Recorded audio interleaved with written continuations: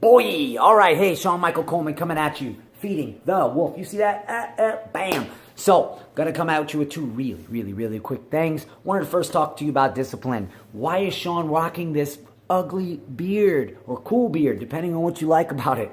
And I'll be honest with you, if you've been close enough to me, you've probably heard me even complain about it. I'm not a big fan of the daily use of a beard. Every time I drink something or eat something, it gets in it. I can't just wipe my mouth anymore. I gotta scrub it out. I'm complaining, and people ask naturally as a response, well, why don't you just shave it, Sean? Get rid of it.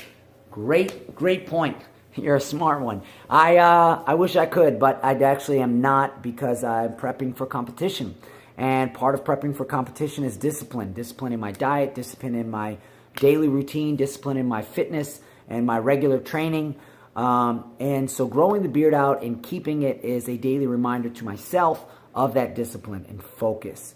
And this is just something I've committed to being on point on everything else until competition. So the beard's rocking, the beard's staying, and I encourage you to do similar things. Not necessarily a beard or whatever. It doesn't have to be something symbolic like that, but have things that keep you tied to your goals. Have things that keep you honest, right? That kick you in the ass and say, hey, you got to get back on track, keep you on track.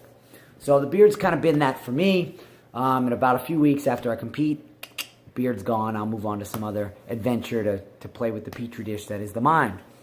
Wanted to talk quickly also about mindset, and the sports psychologists get paid a lot of money, and psychiatrists get paid a lot of money for a reason, because the mind is just this cool thing that can actually go in really bad, dark places, but can go to some of the coolest, top level places that we haven't even explored yet, which is awesome.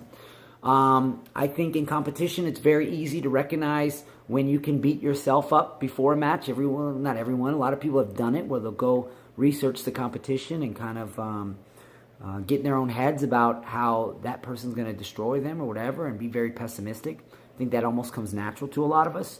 But if we can recognize that can happen in a negative sense, we can recognize the potential for it happening in a positive sense, not because you're researching them, but because you're building confidence in yourself. So I think that is a huge key, and it's a cool hack that you can start to play with. One easy hack to get that, right, is to start developing a bit of a persona. Develop a fuck you attitude. Sorry for the language, but it's kind of whatever. Develop that. You have to develop an attitude or a swagger amongst you where you're not cocky, but when fight or flight kicks in, this is the one that says, we ain't going nowhere. It's all fight, and I'm winning this, right? You need that. One of the greatest athletes in basketball, anyway, of all time to do it, and had a persona very much like this for a lot of the same reasons, is Kobe Bryant. Want to take a quick guess at what his persona name was? I'll give you a second. Black Mamba. That's what it was. So Black Mamba, he self-described the Black Mamba as a character that basically was like, fuck everybody. I'm destroying anybody that comes on the court against me. Anyone. No one's going to get in my way. No one's going to stop me. Black Mamba was just a mode of kill everybody. Take them all out.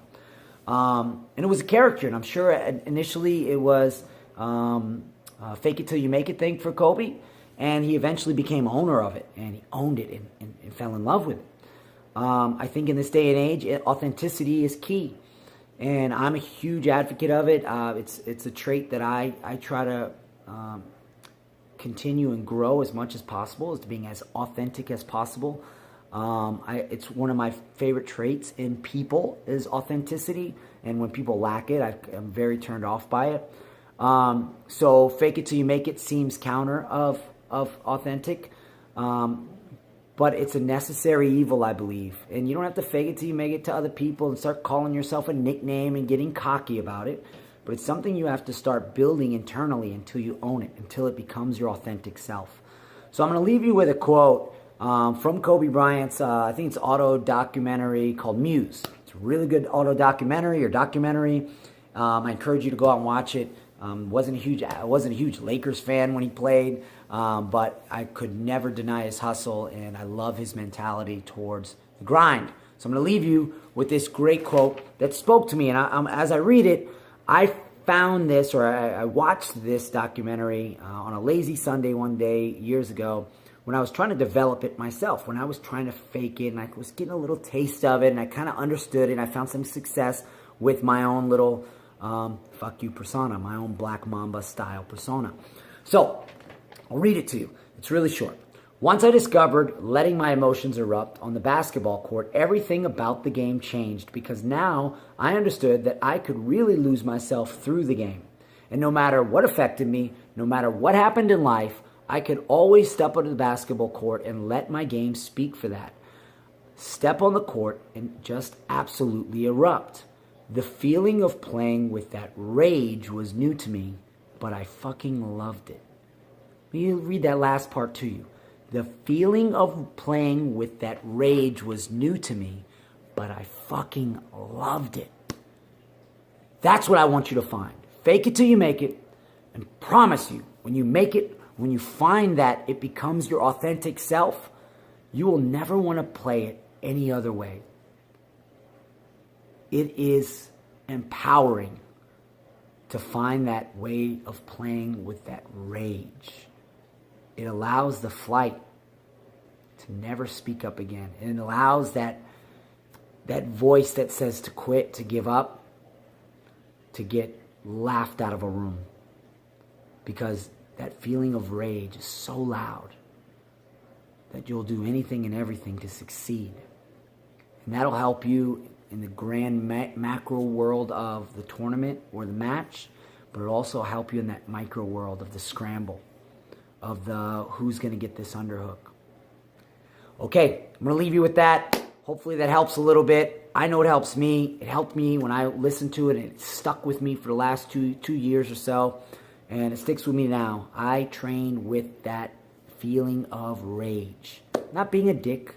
I'm not being angry, but there's that little bit of fuck you, little bit of Black Mamba in there, and it's huge. It's important. You find that you actually enjoy training like that more, and you push your partners more. So I encourage it. Give it a shot. Let me know how it feels. Let me know your struggles, your comments, your concerns. Maybe you have a different approach. I'm curious too. I'm always, man, I keep saying it. I'm a petri dish, and you're a petri dish. We're all trying to test these things out. I'm telling you what has worked for me and I found some decent success with. But the minute I'm presented with some evidence that helps me go even further up, to increase further into that positive upward spiral, I will jump on that. So try it out. Let me know what you think. If you got some other cool stuff, let me know about that. And hey, maybe shoot me a comment. What's your Black Mamba name? What's your persona? What's the name of it? Do you have a name? If you did, what would it be? Would it be like what you ate last plus the color of your underwear, like a superhero name? I don't know. Maybe I could be White Mamba. That's probably taken by some Ku Klux Klan member already, so maybe not. No White Mamba. So, peace out. Make sure to find me on Instagram, find me on Facebook, find me on YouTube, share with your friends, comment, share, subscribe, like, all that jazz, and I'll be with you later. Peace in the Middle East, boy.